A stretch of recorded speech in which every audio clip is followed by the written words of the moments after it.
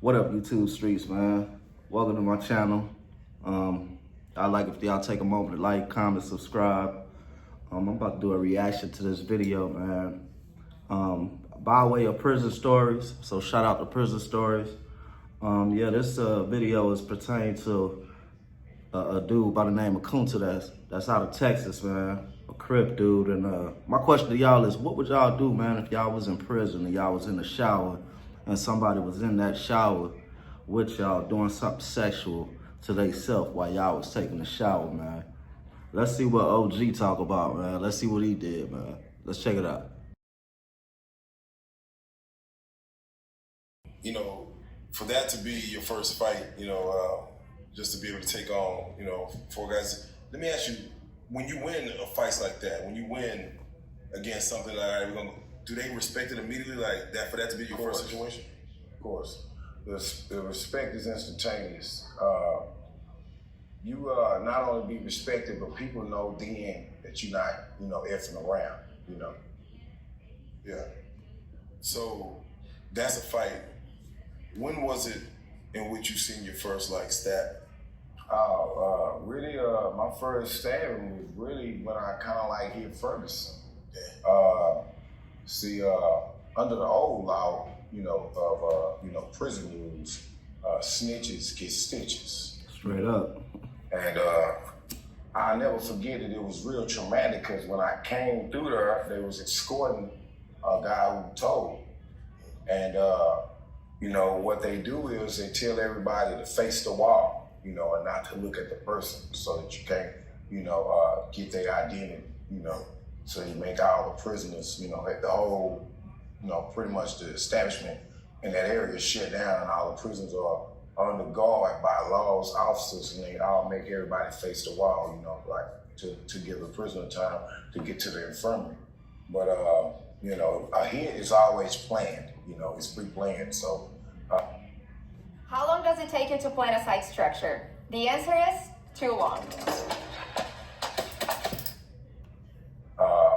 Inside information gave the assailants, the time when he was gonna be escorted. So you had a couple of guys, like 3 guys waiting, but they were facing the wall, pretending, as if they were, gonna comply with what was told to everybody to face the wall. So check this out. If y'all don't know what he's talking about right here, what he's saying is you already got inmates that's working in the infirmary.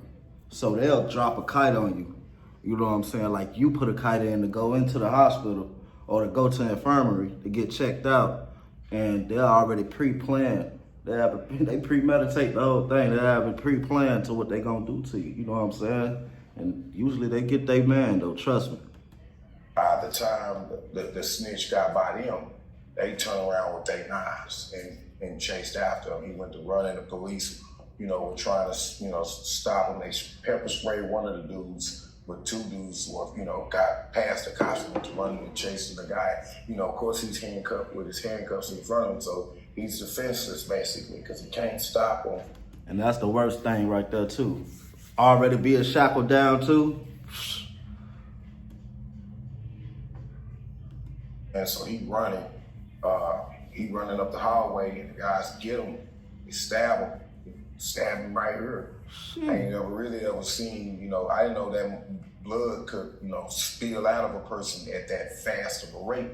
Because when they stabbed him, it was like a water faucet had cut on, And that was probably my first gruesome scene of how real serious prison was, when, I seen that. Do you feel that do guards or COs be involved? Of course, tipped off, of course. It's all inside information. That's the only way it could be, circulated to the inmates is that, some officer tells, you know that, what I'm saying? Information from the inside cannot come out unless it's by somebody who's on the inside.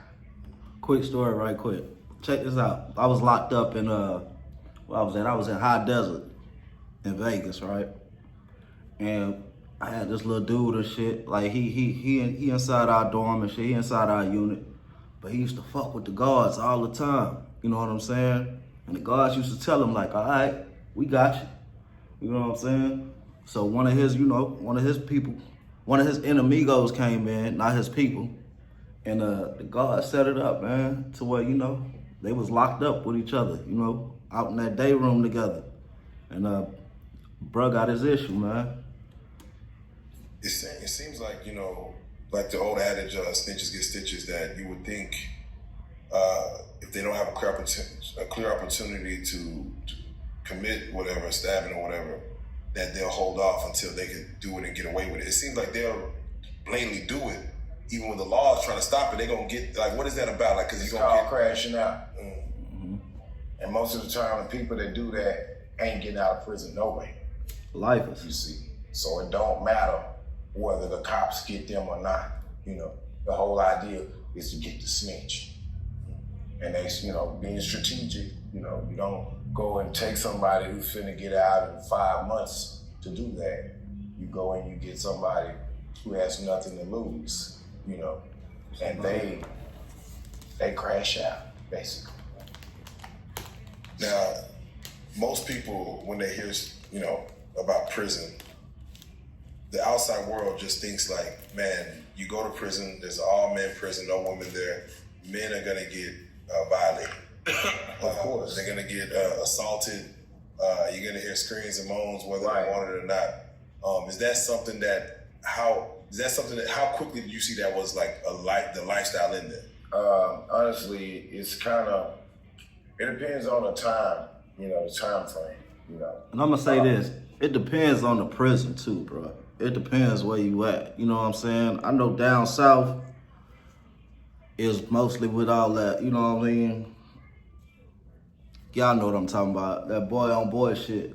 But in the West, on the West Coast, it's more, these niggas is participating, bro. Like, I'm gonna keep it 1,000, bro. Like, I'm gonna keep that shit all the way real. Like, these niggas is really participating. Your hardest gangbangers, bro, they be getting tampered with. I swear to God, bro. On Jesus Christ, they be getting played with, bro. Like in the early, when I went, it was kind of like going into the closet. Now, before the era of the turnkeys and building attendants, it was in the open, you know. They didn't hide it. Nobody cared, you know, it would happen. Now, the unit I was on, Ferguson, one of the units, I spent the most time on Ferguson out of all prison stays. And I spent the most time on Ferguson. And this unit was very dreaded with that. You know, there was a whole lot of men being harmed, you know, and violated. And when I got the Crips, you know, I was in the Crip car, of course, and we were instructed not to go to the shower. You know, they don't even go, because you can take a shower in the cell. You know, you always have that option if you're smart. So I showered in my cell for the first couple of months that I was there until I got to feel my way around in that place. And I still didn't go to the shower because, you know, it's unreal in there. And did you ever see a situation where I had a fight in the shower? You know, first of all, the mentality is like, all right, we in the shower, everybody kind of off to the left. To have a fight in the shower, just wow. What was the fight about? Shit, like, bananas. You know, what they say, that's diabolical. You have people who are really mentally deranged, you know. And when I say mentally deranged, because they would look at another man's, you know, ass or his rear end, and they would masturbate on it. Hell no, bro. And if you could fight, bro, tell me, bro, what would y'all do, bro? You a grown ass man, you in the shower, bro, in prison, bro. You got a nigga looking at you, bro. I'm crashing out. I ain't coming home. I swear to God, I'm crashing out.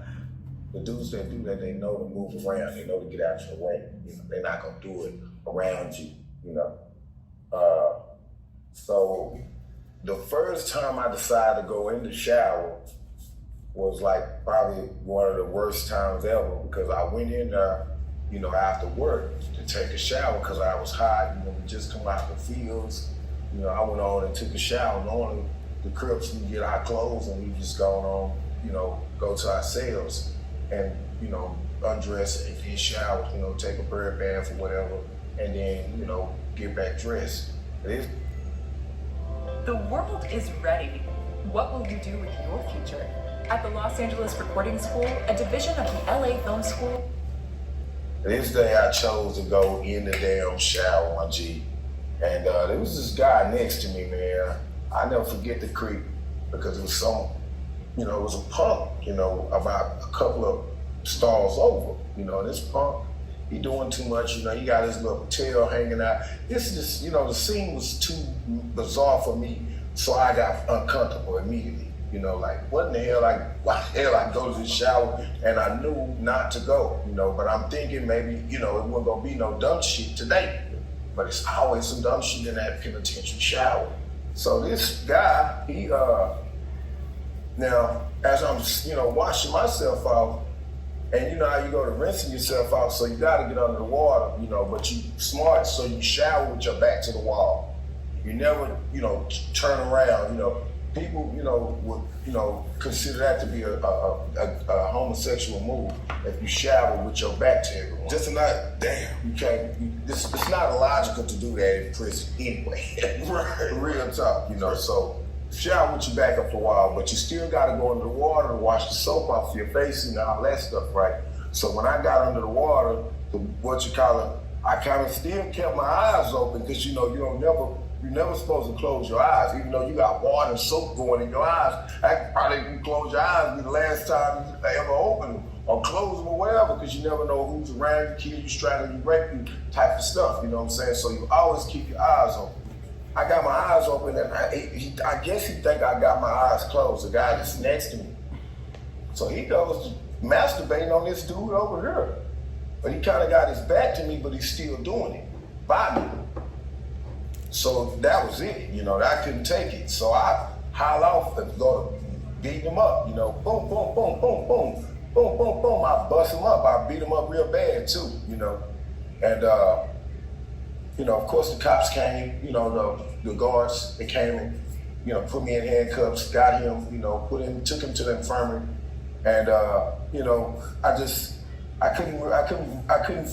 never forget, going to jail, inside the shower, butt naked, handcuffed, being butt naked and going to the jail inside the jail. It's crazy. And my partner, they made fun of me. They like, we know you ain't gay, Yeah. And I'm like, what you mean? He said, boy, because your ass was walking and your ass cheeks was tight. They couldn't tell what you was if you was from Mars, because I really was so embarrassed, and the only thing I could do was hide my ass, because my hands was behind my back.